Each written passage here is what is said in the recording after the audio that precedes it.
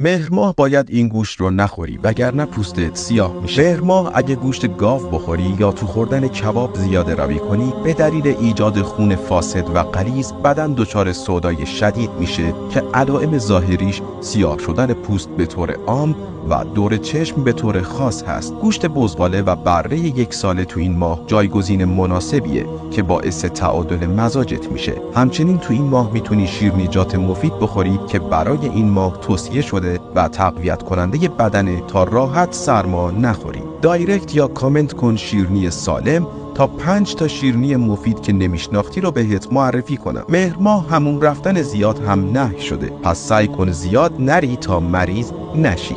ویدئوی بعدی بهت میگم که تو مهر ماه باید چه عطرایی بزنی و چه میوه هایی نخوری تا بدنت میزون بشه و با طبیعت سازگار. پس فالو کن تا گمم نکنی.